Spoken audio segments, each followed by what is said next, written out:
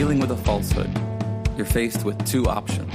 You can accept it or you can reject it. The basis upon which we take one of these actions is a product of our critical thinking capabilities and a desire to know what is true instead of confirming our bias.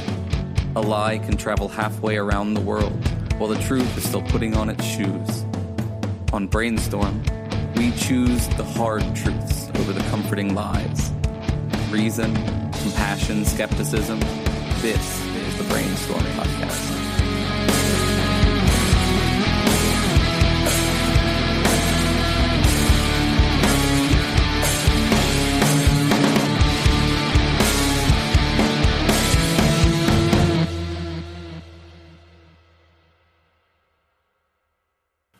Hi, and welcome to the Brainstorm Podcast, Skeptic Studio, the interview portion of the Brainstorm Podcast, where we talk to a variety of folks with the intent to spread critical thinking, compassion, and skepticism. I'm Cory, and my panel tonight are Lisa.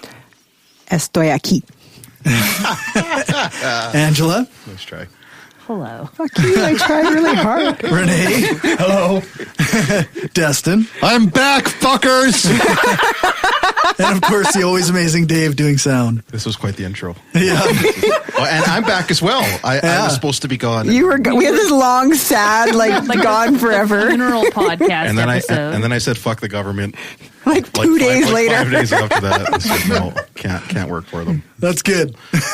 Anyway. All right, we're broadcasting live from Roman Empire Studios in Regina, Saskatchewan, and today is February 15th, 2019. If you want to contact us about the show, then you can do that by emailing us at mail@brainstormblog.net. And if you want to support the show, then you can do that at patreon.com/brainstormpodcast. Tonight's guest is Dr. Nicole Cabrera Salazar, science communicator and STEM equity advocate. Thanks for joining us. You're welcome. I'm happy to be here.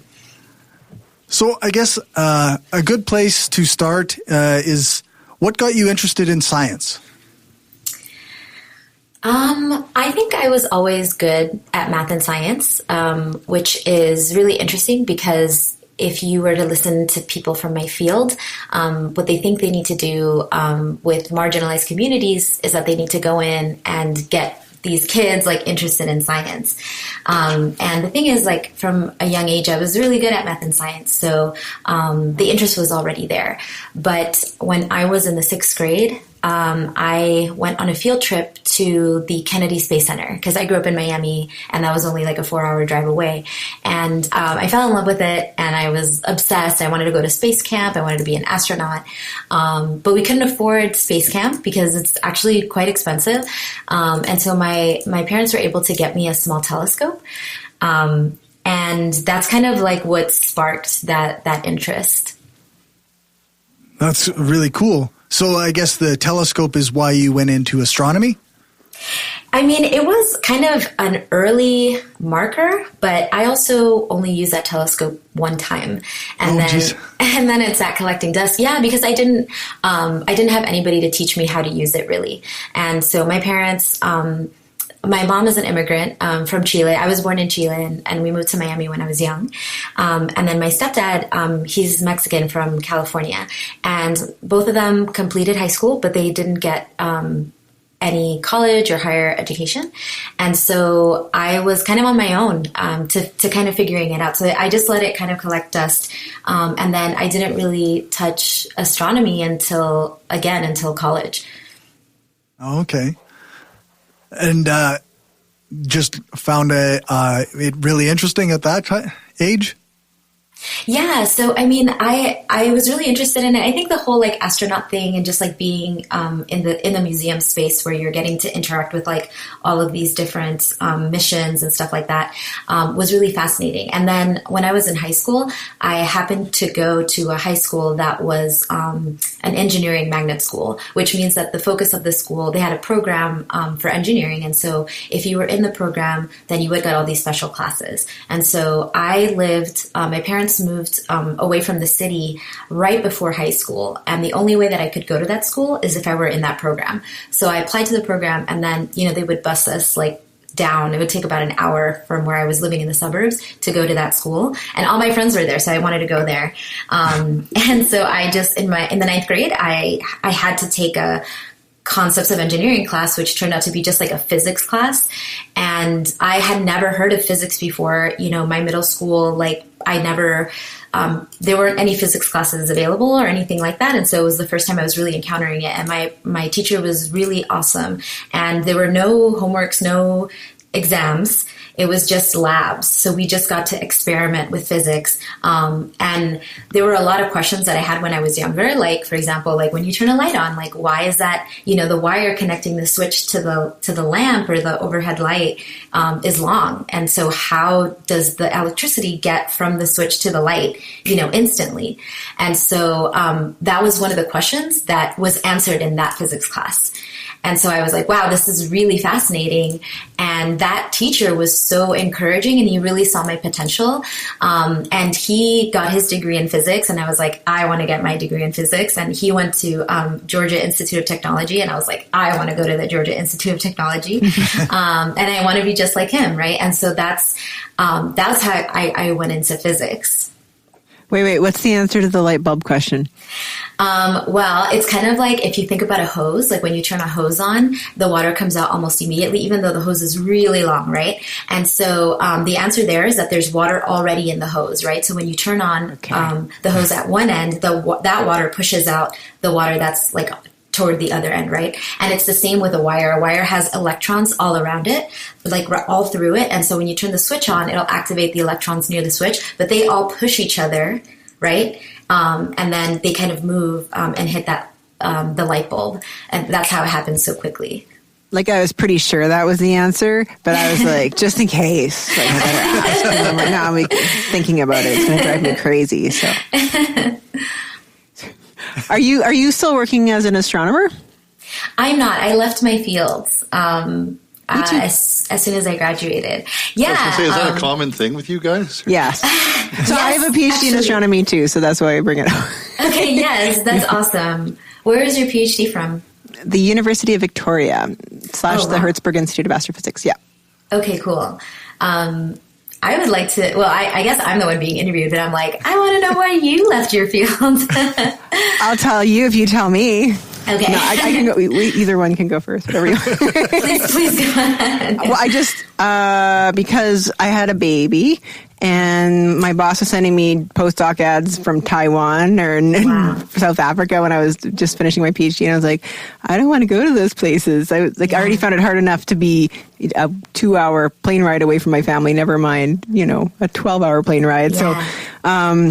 So I went into medical physics because I was like, I want to at least be able to stay in Canada, and that's what I do. Wow. Wow, that's amazing. Yeah. But I think that's it's a really telling story, because some people would say, and there have been studies that have been done on this, and what a lot of people had concluded in the past is that women leave science because of personal choices like that. So the choice to have a family or to help care for aging parents and stuff like that. But it's actually systemic, right? Because if, science were a place that supported people having children and people having aging parents, then that wouldn't have been an issue, right? Because you don't see men in science leaving for the same reasons. Like, I had a baby and now I have to leave my job. It's not the same. Mm.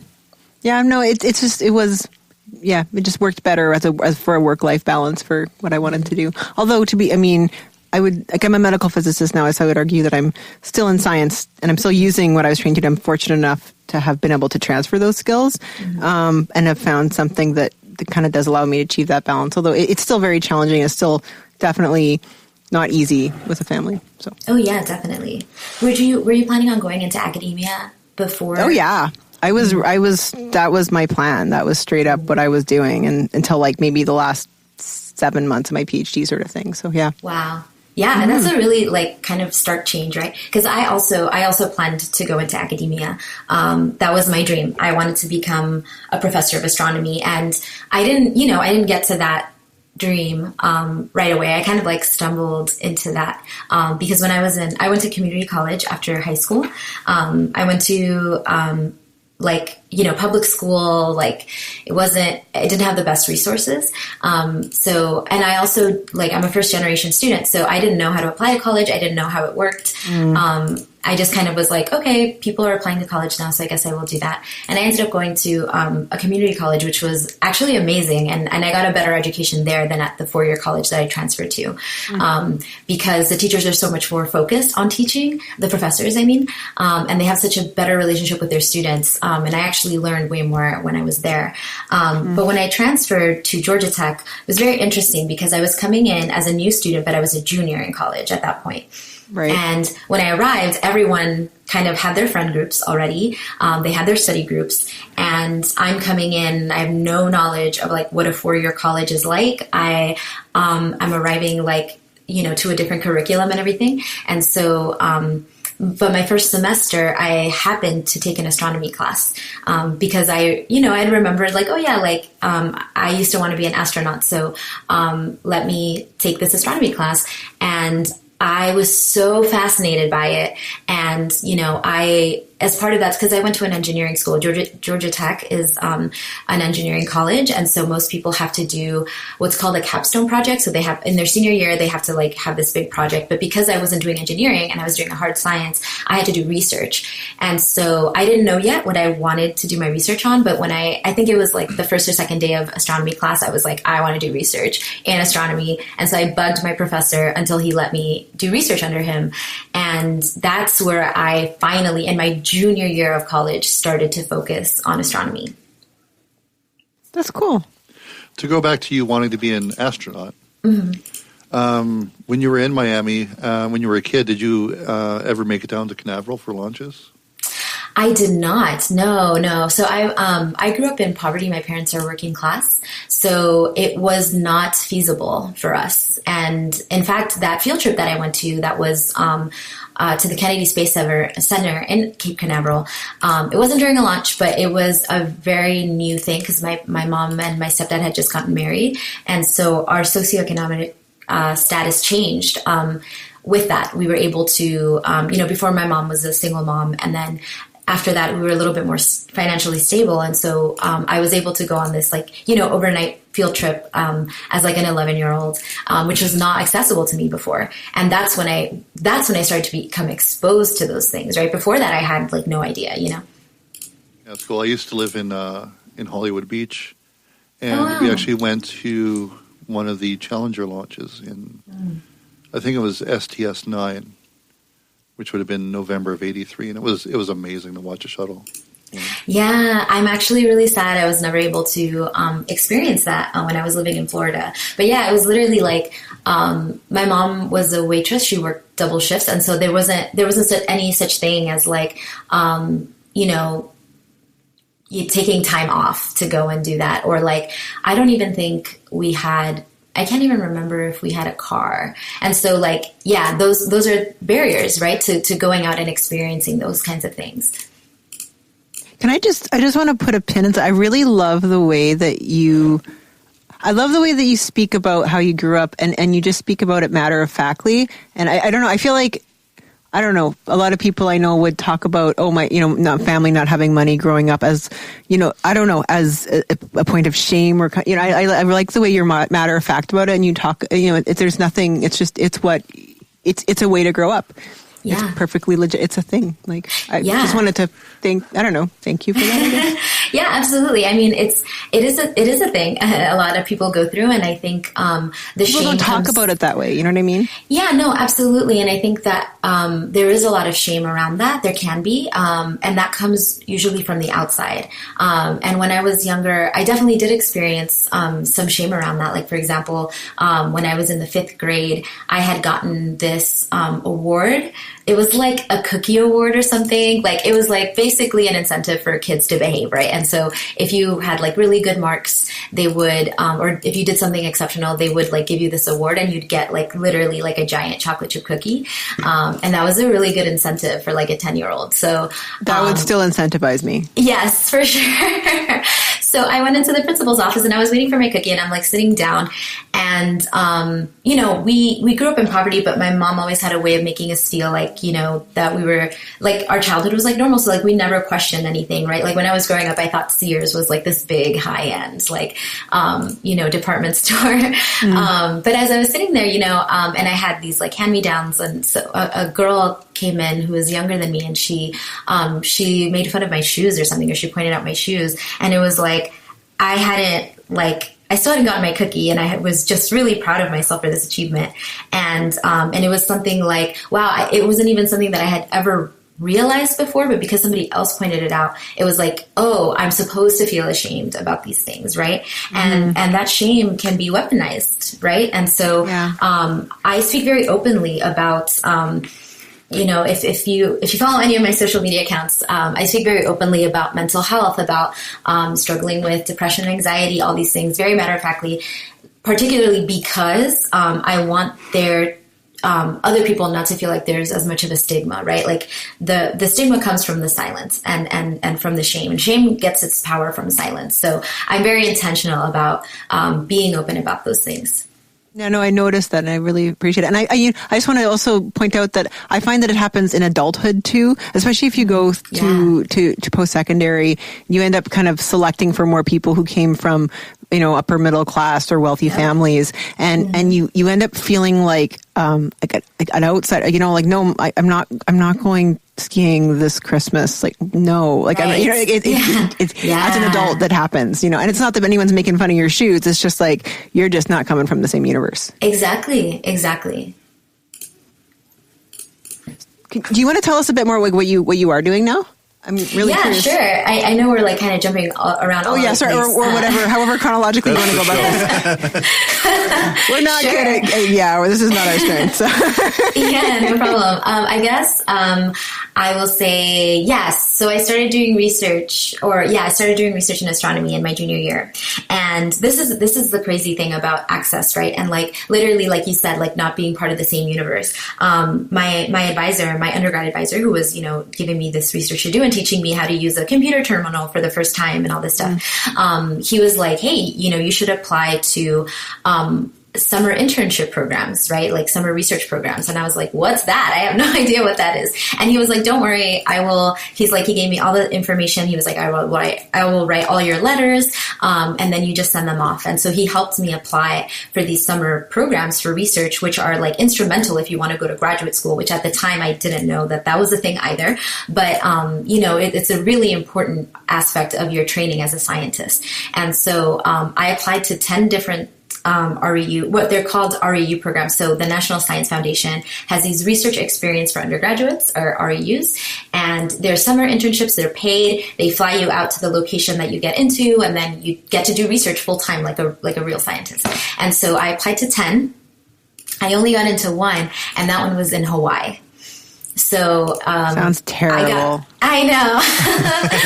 I got so lucky. And also I worked really hard. And it just so happened that the research that I had been doing with my undergrad advisor, you know, for less than a semester at that point, was very much aligned with the research of one of the professors who was in Hawaii at the time. And he saw my application and he was like, yeah, this would totally work for this project. And so, I got to go to Mauna Kea and I got to use a telescope up there.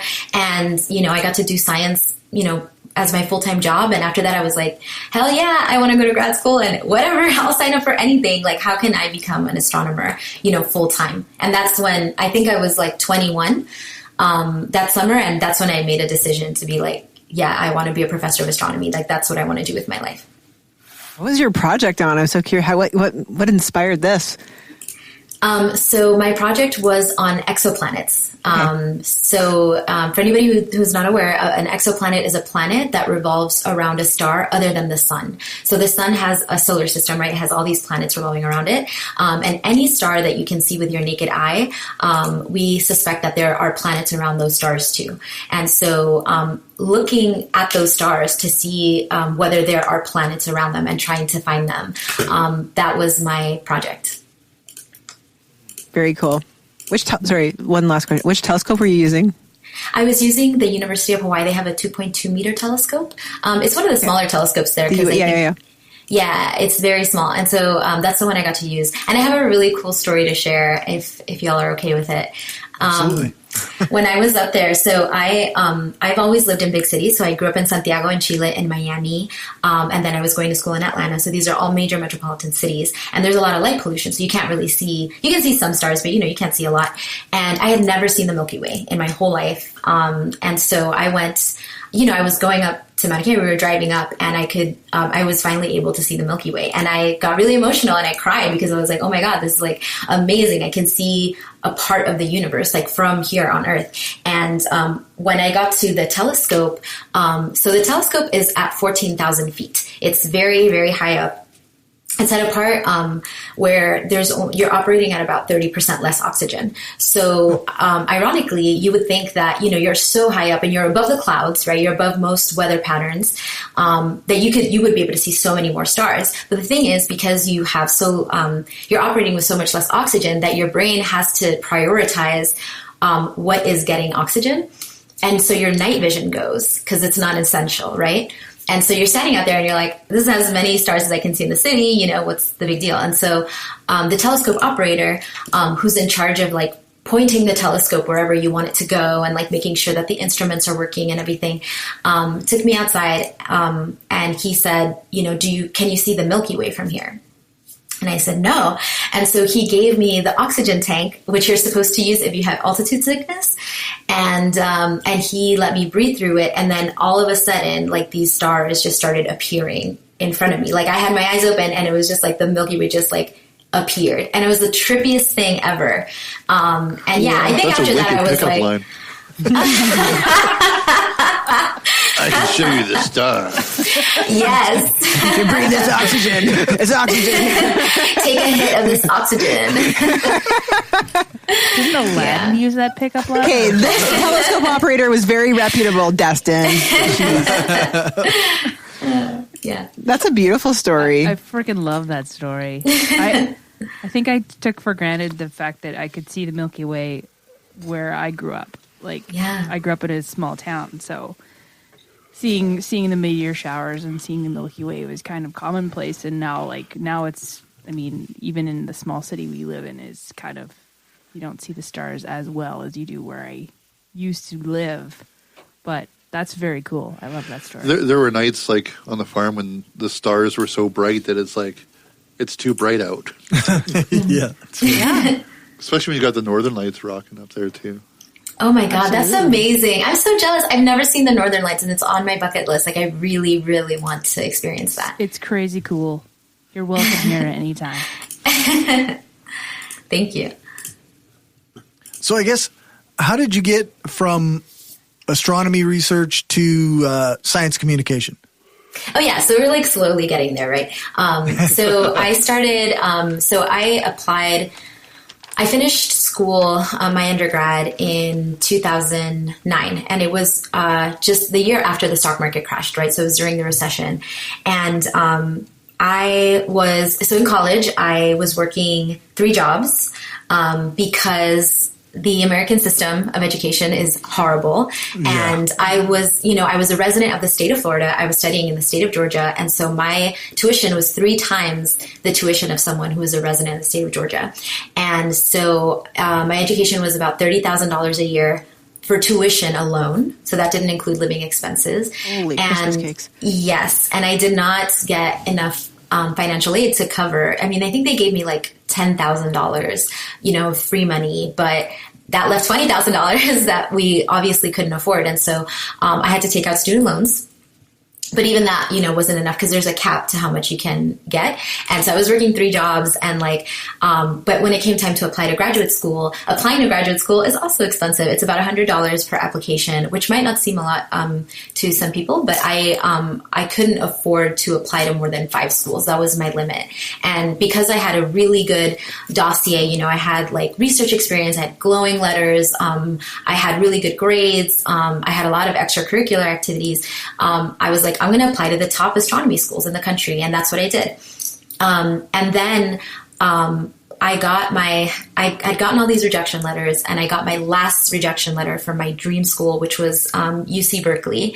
And that was on a Saturday. And I went out and I drank a lot, and I cried. And then the next day I woke up, it was a Sunday morning, and I called my undergrad advisor at his house. And I said, I didn't get into graduate school. I don't know what I'm going to do if I don't study astronomy. Can you please help me? What do I do? And he said, I'm going to give a call. So Georgia Tech is here in Atlanta. There's another university called Georgia State. It's right down the street. He had encouraged me to apply, and I was like, I don't need to apply there. I'm going to go to Berkeley. So I had never applied, and the deadline had passed by like a month. And so he said, let me make some phone calls. So on Monday morning, he calls me and he said, go take your application in person to Georgia State. They're making their decisions tomorrow. So I gathered all my stuff, and then I drove it over there. And then, this was on a Monday. So on a Monday, I submitted my application. On Tuesday, they made their decisions. And then on Wednesday, I got the email saying that I had been accepted. So it was really under the wire. Yeah, it was a huge deal, because otherwise I would have had to wait another year to apply to graduate school. I would have had to move back in with my parents. It would have been a whole thing. And I might have never really gone back down that path, depending, right? Because there's so much to say about accessibility, like how accessible is it? Can like low income students, do they have the same chance as someone who, has a wealth of money to spend on, could apply to 15, 20 schools and then increase their chances, right? And so this was like a miracle, and so I got into graduate school and I was like extremely excited. And that's literally all I wanted to do. I couldn't imagine another career that I could want at that point. And then, graduate school was really hard, and not just difficult in the way that it's supposed to be, which it's supposed to be challenging. It's supposed to test you. It was also hard in the sense that I was experiencing things that the men in my department were not experiencing. And at some point, I also had to realize that I was experiencing things that even the white women in my department were not experiencing. And so those negative experiences, they kind of built up and up and up, right? And at some point I was like, it just became such a toxic environment that I was like, do I really want to do this? Do I want to put myself through more years of this? Because after you get your PhD, if in case you don't know this, you have to do postdoctoral, research positions. So you apply to these temporary research positions. They're like 1 to 3 years, and maybe you do like 2 or 3 of them, and they can be anywhere in the world. So, like you said, you'd have to move like maybe halfway across the world or like to the other side of the country. And then after that, that's when you're eligible to apply for a professor job. And then once you apply and you get a professor job, then you have 5 years to get tenure. And after you get tenure, which is not guaranteed, then you have a permanent position, right?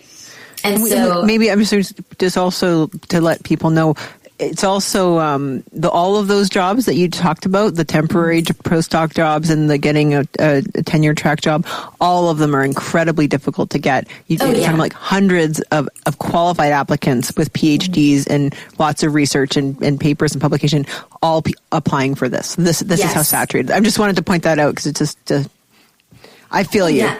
Yeah, definitely. Because the chances are so low. And so I was like, do I want to gamble my life on maybe when I'm in my 40s, like to have this opportunity to have this permanent position in the field that I want, while also enduring this heavy, discrimination, for lack of a better word, and constant like microaggressions all the time. Is that worth it to me? Right. And I said no. And the thing is, and this is the reason why I left my field, is that at some point, there's only so much you can take, right? Like you can, I feel like everyone has like a limit to what they can endure.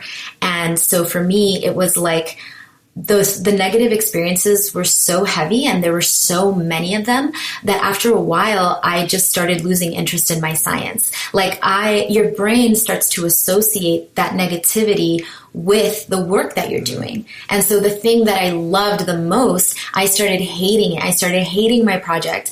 I hated coming into the office because your brain is protective, right? It creates, protective measures. And so my brain would start shutting down because of all the pain and all the things that you endure. And it makes that association to protect you, right? And so I couldn't get through my work because, and I literally just lost that passion and that love that I had for astronomy because of those experiences. Can I ask, and you can say no, I'm just wondering, like, are you able to give an example of how that, like, what you were going through? I'm trying to understand, like what you mean or what you were experiencing.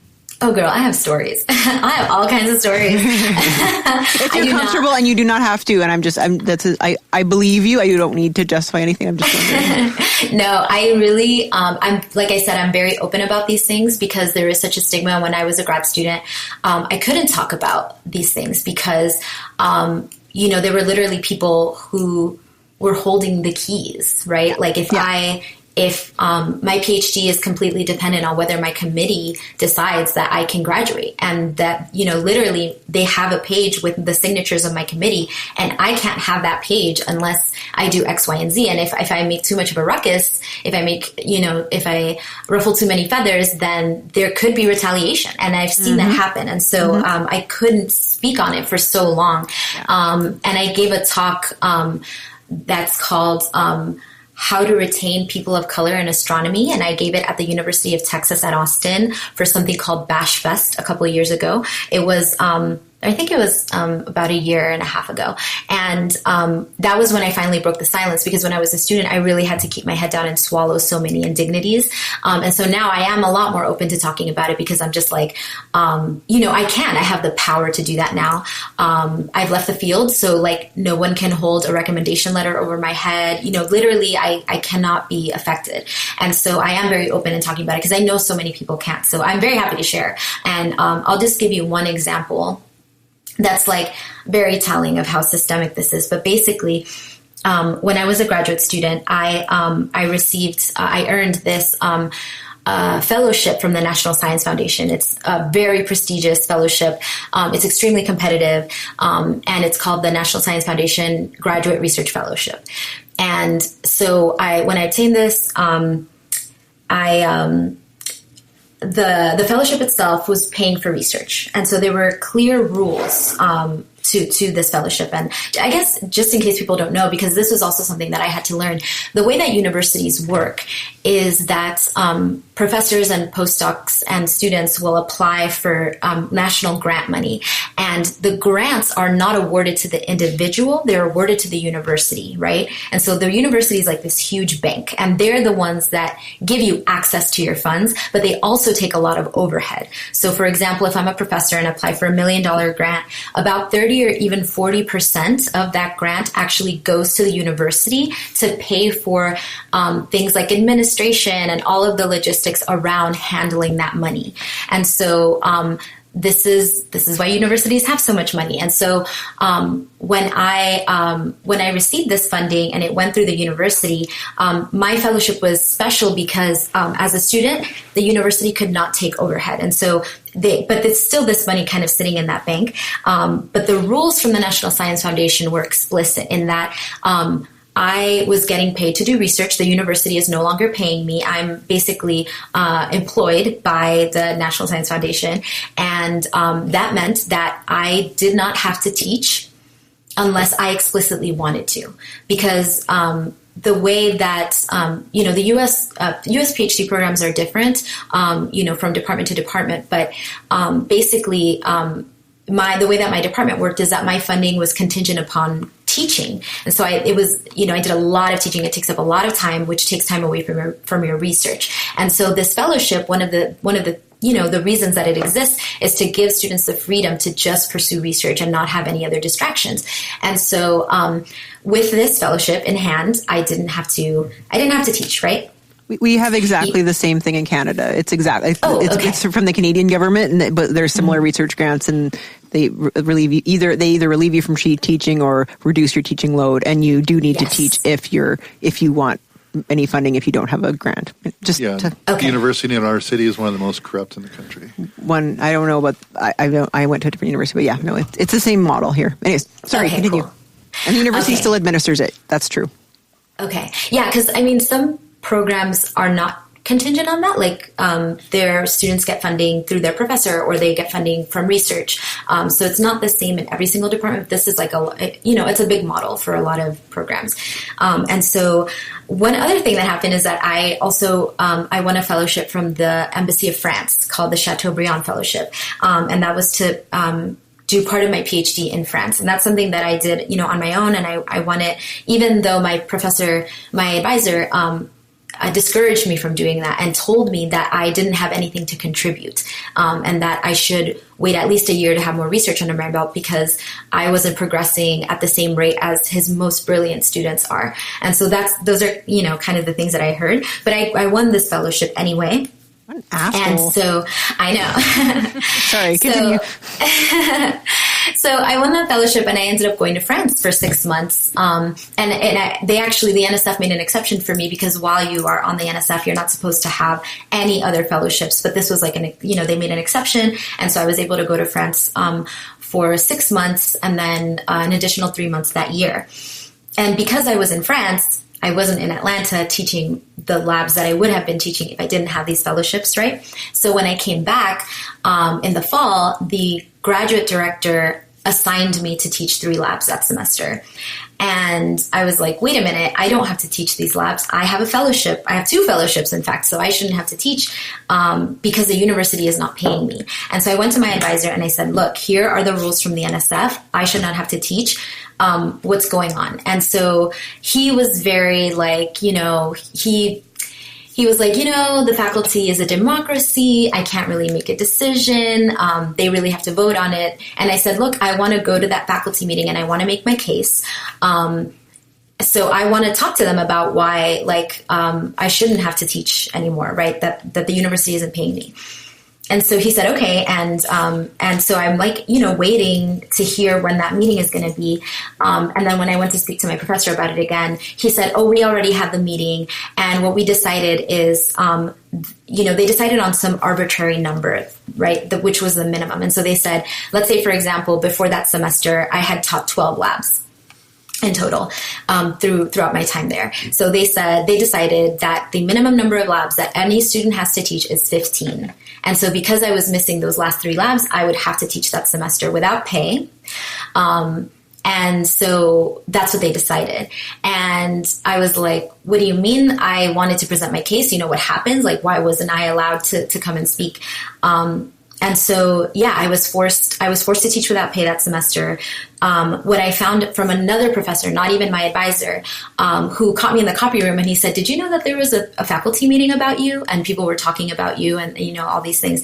And I said, yes, I know. And he said, he actually gave me the details about what happened. And he said that the graduate director had gone to other students in my who were peers of mine and asked them if I should get a relief from teaching. And a couple of the students said no. And they used that as sort of like leverage or like evidence that I should not get a relief from teaching that semester, even though I was not being paid by the university. And it was essentially a punishment for not having been there because I got this other prestigious fellowship where I was able to go to France and conduct some research there. That sounds like a very, just a generally toxic environment. Very people kind of dog eat dog sort of. That's terrible. That's awful. But you're in the States. Shouldn't you have just sued the school for like $50 million? When you don't have money, are you right? The university has a lot of money and they have legal counsel. Could you not complain to the NSF that they weren't like? So I had a similar thing happen to me in grad school.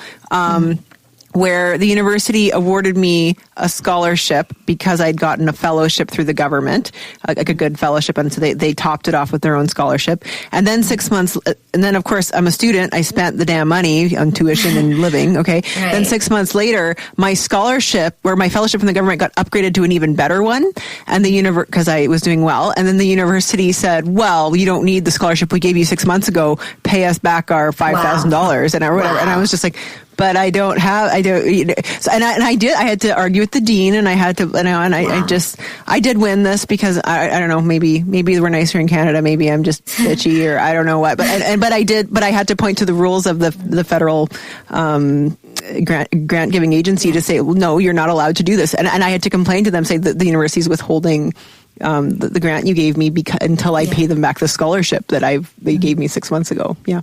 Wow. That happened. Yeah, no, that's terrible. Because then what it essentially they're doing similar, is right? Yeah. They're punishing you for getting an even better, even winning even more prestige for that university, right? Yep. And so, no, and I definitely hear you. That was an option to me. But what happens is that socially, it would have been unacceptable for me because what the department did was what I was told is that, like, if I didn't teach that semester, then my peers would have to pick up more labs. And that's so terrible. they were painting me as not a team player. And I actually came back to my advisor and I said, here are 3 separate solutions that don't involve putting more work on other graduate students. And I was like, you can use any one of these. But the thing is that they would have to pay, like, for example, to train undergrads to teach those labs, right? Which I was like, I taught physics labs as an undergraduate at Georgia Tech, where it's much more rigorous, and this is astronomy lab. It's not as rigorous. It's not as complex. And so I was like, undergraduates could teach this. You can, and you pay them, a smaller wage than you would pay a graduate student. So, but that would be inconvenient to them, right? And like, these departments are known for exploiting labor laws because graduate students are this kind of in between. They're kind of in limbo. Yeah. And so it makes a lot more sense for them to just get free labor out of it. And so they positioned me as someone who was not being a team player. And the thing is, like, as a woman of color, you have like that double bind, right? Like, as a woman, you're already seen as like shrill, right, for complaining about something. And then, of course, if I had gone to the National Science Foundation, I could have faced retaliation within my department. And so there's so many social tools available to kind of shut you up. And I had already,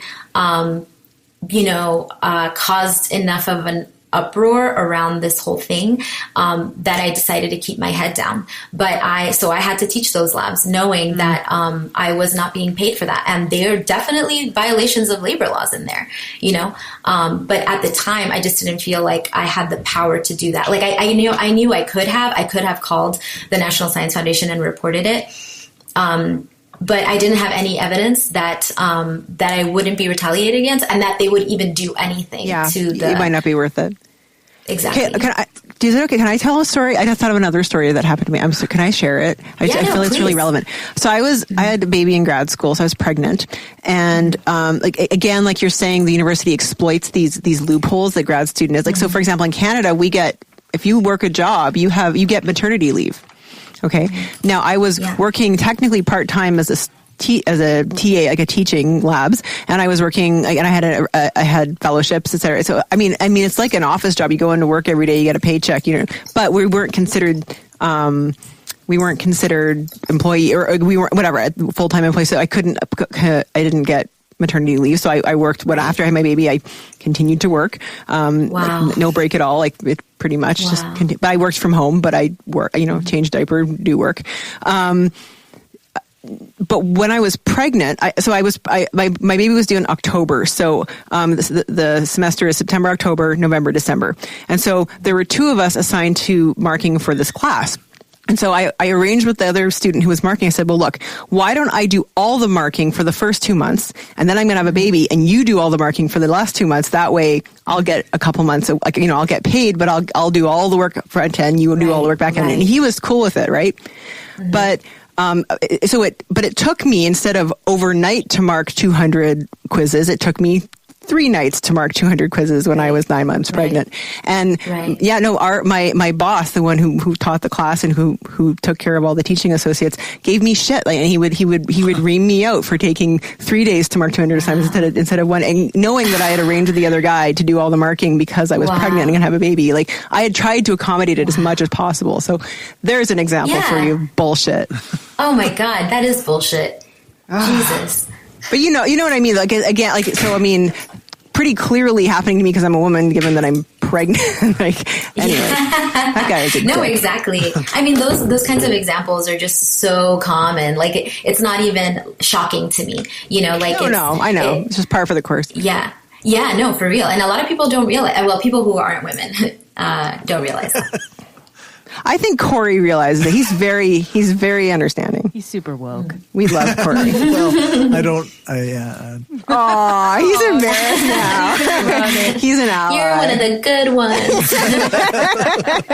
Yeah, okay. That's going in a bumper. That's got to go in a bumper somewhere. Totally. So what are you doing now, like with STEM equity? Like, what's your jam? Like, you did a talk you said recently? Yeah. So, okay. So I started my own company. And while I was in graduate school, yes, I did. Did I not mention that at any point? That's amazing. Yeah. So when I was in grad school and all this shit was happening, right, I was like, I don't want other people to have to go through this stuff. So I started a mentoring program in my department. It took me about a year to get it off the ground. I didn't have any faculty support or anything. I didn't have any funding. It was just me. And I built it from the ground up, and then I recruited other graduate students to volunteer to be mentors to new incoming graduate students, and that program is still running. Free labor is what you're saying. Of grad students. Basically. Okay, I'm just making sure I'm understanding what's going on. Fair play, come on. But this is yeah, and so and I didn't force them to do it. I asked for volunteers, so not Only quite the the same. So yeah, I did that. And then I, through this program, I had a lot of initiatives. I started doing workshops. I started organizing events, for students. And I had marginalized students at heart because I was like, my experience as a woman of color is very different from a white woman going through this. It's very different from a white man, or, other people. And so, I had that in mind. And so the program benefited everyone, but it really, centered this experience. And so, I was already, doing those kinds of things. And then in my last year of graduate school, I was invited to be on a committee for my professional society, which is the American Astronomical Society. And the committee is the committee for the committee on the status of minorities in astronomy, the CSMA. And so I started serving on that committee, and then kind of scaling up these initiatives that I was doing. And so I decided, because I had thought science communication, I like giving talks. I'm very good at communicating science. And so I thought that I'd wanted to do that. But when I realized that I was like, okay, if I'm gonna communicate science, let's say, right? I was in my 4th year of grad school when I decided to leave my field. I still had 2 years left. I still had to decide, do I finish my PhD or do I leave with a master's degree, right? If I'm doing communication, maybe it doesn't make sense to get a PhD. But so what I wanted to do was focus my communication on minorities, right? Because I didn't have, a Latina astronomer to kind of look up to when I was going through it. And so I told myself, if I'm going to be working with these communities, then I need to understand their struggles. And so I took a race and ethnic relations class, and that kind of opened the door for me to start really becoming more socially conscious. And that's at the point when I started to realize, oh my God, my negative experiences aren't just gendered, right? But they're also racialized, because there are other women in this department, other female students, and they go through some shit, but they don't go through the same shit that I do. So mine has an extra layer to it. And I started reading more, and I started becoming more informed. And I was like, wow, this is some bullshit, and I want this to change, right? And so instead of focusing on communicating and kind of garnering interest in science, it was more about you're all these programs are going out there, reaching out to kids and to middle school students to get them interested in science. But what happens to them when they are in school, when they get to the place where they're going to get their scientific training, right? What are we doing for them at that point?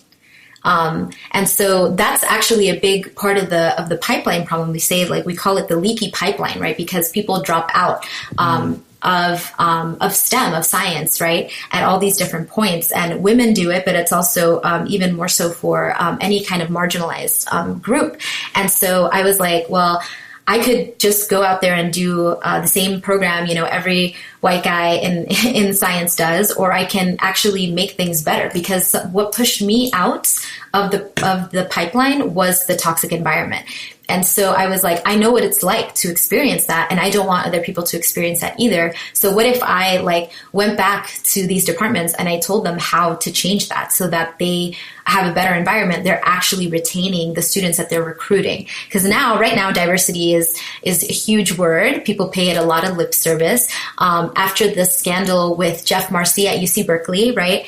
A guy who was in my field. Isn't that the guy? Isn't that where you were trying to go to Berkeley? Isn't that your dream? I was actually just thinking when you didn't get in there, I'm like, good thing you didn't go there because Jeff Marcy was there. I dodged a bullet. Yes, Jeff Marcy. He came. Title IX, which is part of the like schools that get funding from the United States can't discriminate against minorities. They can't discriminate against women, and so Title IX is everything that deals with harassment that's gender-based. And so he was found in violation of Title IX. He had been sexually harassing his students for over 10 years at UC Berkeley. And he was actually in my field, in my particular subfield of exoplanets. Mm-hmm. And so I had been previously warned not to be in a room alone with him before these allegations came out.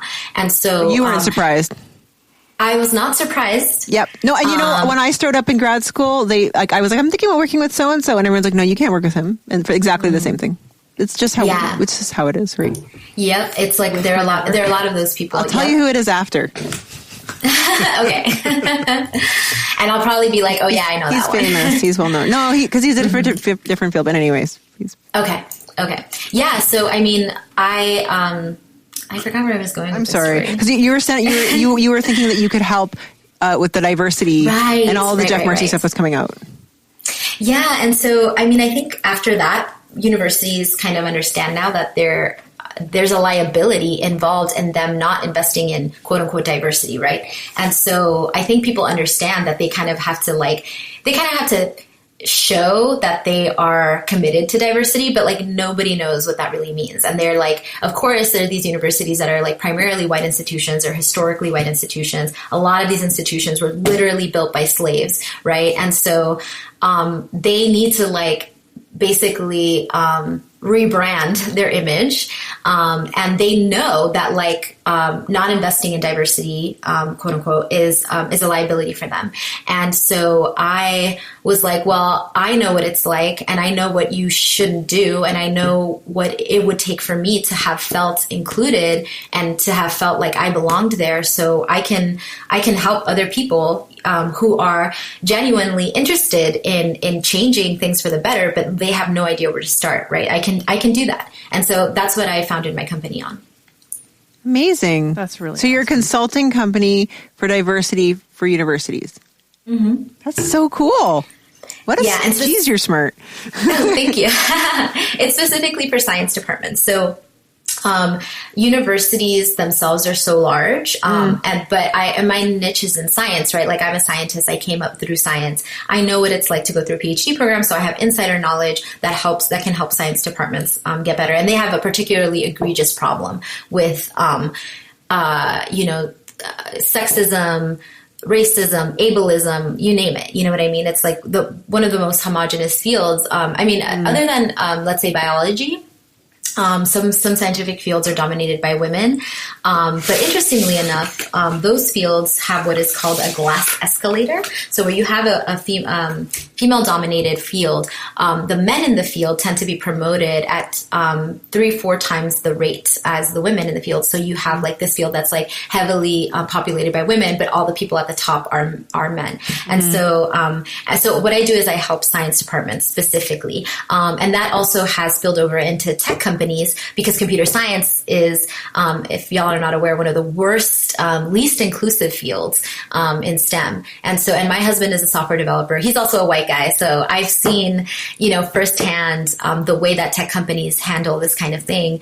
And I often had a lot of advice in my head. I was like, they should be doing, X, Y, or Z. And so I've consulted with some tech companies as well. So is the next step to branch out, have an umbrella company that covers all this, and then get into all the different fields in university, and then become part of the elitist problem? Is that your goal, or? Actually, my dream, because I started this company. That's what I'd be. Because I I was tired you of could tell having, you're being sarcastic. Jesus, sorry. Yeah, I was like, I'm just going to gloss over that. I was honestly tired of having white men bosses. Like, I was tired of working for white men. And I was like, I need to like go do my own thing, right? And so I didn't really have a plan. I was like, I just want to be able to do this work and pay myself, because this job didn't exist before I started this company, right, in my field. And so I was like, this is it. Like, I just want this. I want to do this work, and I don't want to work for a white man. And that's it. That's this company. But now that I've, started growing, I've seen other students of color. And it's like you said, like, there are way too many PhDs for how few professor jobs there are. Mm-hmm. Everyone wants to be a professor, but the reality is that like less than 1/5 of astronomy PhDs will end up as a tenure track professor, just simply because there aren't enough jobs. So what do you do with all these other people who get these PhDs? And wonderfully, there's like all kinds of things you can use your PhD for, and there's just like all these different ways you can, all these other careers you can go into.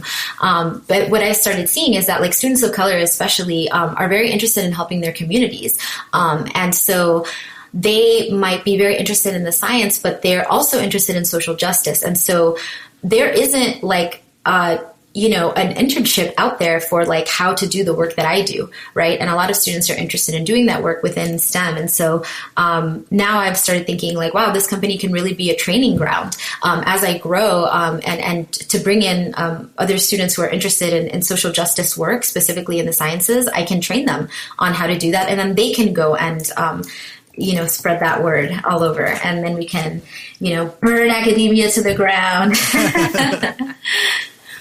That's awesome. I love it. Or I don't know, or just make it less freaking toxic. Like, I don't know, like make it, I mean, Jesus. Like, just make it better. Just like decent would be a nice improvement. I think the really depressing thing is you can look at that not just in STEM, but in any department, in any school, and it's the same systemic issue. Because your wife is a grad student in fine arts. My wife is a grad student in fine arts, and she has a permanent disability, right? So same thing there. Like it took until her second last semester in her master's to actually get all of the accommodations in place that she needs. And to get them to actually do them. Never mind, like, granted, but then also carry through. Yeah. No, absolutely. And disability is one of the least talked about, because I feel like it always takes a backseat to the other isms that are being talked about when we talk about diversity. And people often don't talk about neurodiversity either. People who have different ways of being, right? And so that's something that's really important too. And sometimes those things are invisible, right? Some disabilities are obvious, and some disabilities are invisible. Absolutely. Absolutely. And the thing is, what people don't realize is that like, this is not, an astronomy problem, or like, I think there was a lot of questions of like, does astronomy have a sexual harassment problem? And the answer is no. In as much as like, does society have, society has a sexual harassment problem because it has a sexism problem, because it has a patriarchy problem, right? And science is just a microcosm of society. And so what I've noticed is that scientists tend to think of themselves as objective people who do this like noble work, and they see themselves as outside of those standards. But the truth is that they're just human people who are biased. And they're doing science, but they're also perpetuating negative stereotypes. They are, hiring fewer minorities and paying them less, and, perpetuating all these things unconsciously or consciously. And so it still happens in science. Like, science does not make you be more objective. I was going to say that I find that scientists have a major head in the sand problem with believing that science is a meritocracy. Oh, yeah, absolutely. Like, the best people rise to the top. Happen to all be white guys. That's just because that's who happens to be the best. Like, white guys from a background where they have money. Yeah. Oh, yeah. Sorry. So, a good point. Yeah. I mean, if it happens to be all one gender, one race from one socioeconomic class with whatever. They're just the better able-bodied. Yeah. Heteronormative, blah, blah, blah. Right? Yeah. Well, that's just who happens to be the best at astronomy. What are you going to do? Like, it's just life. No, but that's really the attitude you get. Nobody else is good at looking through telescopes. No, well, way, man. We're doing the maths. Yeah. Well, Nicole's good at it. She gets grants. She's smart. She started her own company. What's your company's name? My company's name is Movement Consulting. Cool. Very cool. Yeah. So cool. Well, I guess that's our hour. That went by so fast. That was so fast. Thanks for joining us. I guess we'll get you to plug all your stuff. Where can people find everything that you want to promote? Yes. Well, so I'm on Twitter. My Twitter handle is Jazztronomy. So it's JAZZTRONOMY. I live on Instagram. Instagram is my house. It's my permanent address. So my handle is at Scientific Americat. So it's like Scientific American, but with a T instead of an N. And I'm about to launch my company. So we're getting together all the social media profiles, but the website is www.movebold.ly. So it's Move Boldly.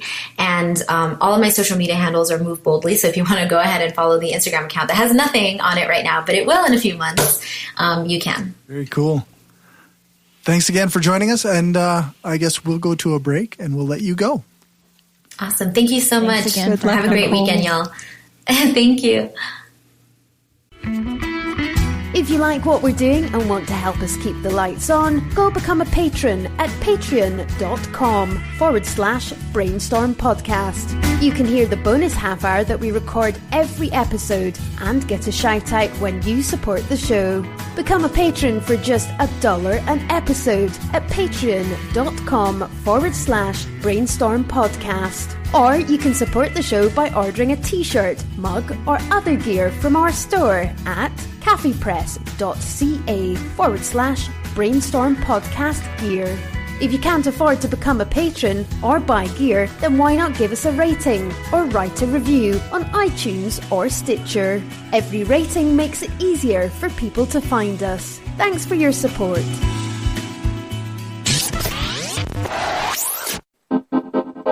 I know we shouldn't have to scream that we're atheists. You know, we don't have non-astrologers and all that. But with religious people taking over the world, I mean, we can either speak up or be pushed into a corner. I'm proud to be an atheist. What happens when you're an atheist living in the Canadian Bible Belt? If you're like me, you gather some friends and you take to the airwaves. So I invite you to come and join us every week to take a left to the valley and find out where you stand in this world. Follow us on iTunes, YouTube, Spreaker, Blog Talk Radio, or SoundCloud, or lefttothevalley.com.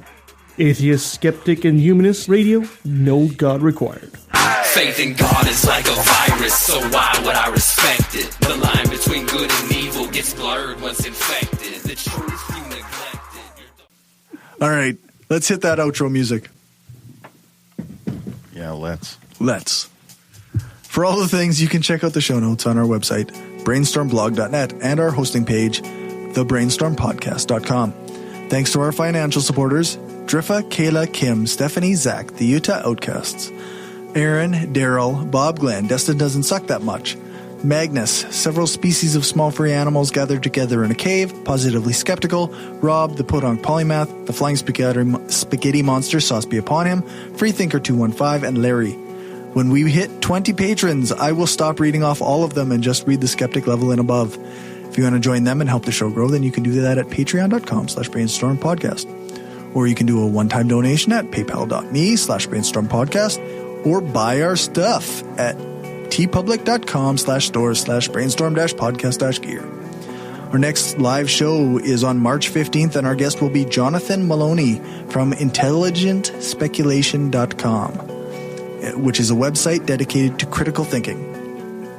I want to give a big thanks to Dr. Nicole Salazar for joining us for the Skeptic Studio portion. You can find more of her stuff at, what was it? Moveboldly.ly? It was movebold.ly. Movebold.ly. So altogether, Move Boldly with a dot right for the ly.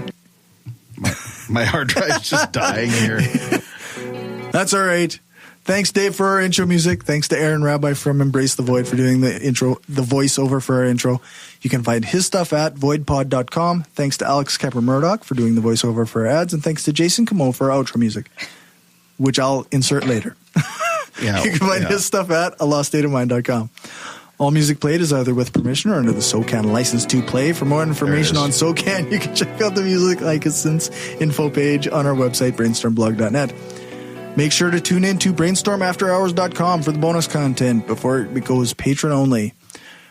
Remember to give us a rating, a thumbs up, or a fave on your podcatcher of choice. Join our Facebook group, like our page, follow us on Twitter, subscribe to our subreddit. Share the show and spread the word. The more you share, comment, and like our stuff, the more it helps the show grow. Thanks, everybody, for coming out tonight. Thanks, Dave, for the studio space, and thanks for listening. Remember, the truth matters. The outro's done. What is the disclaimer?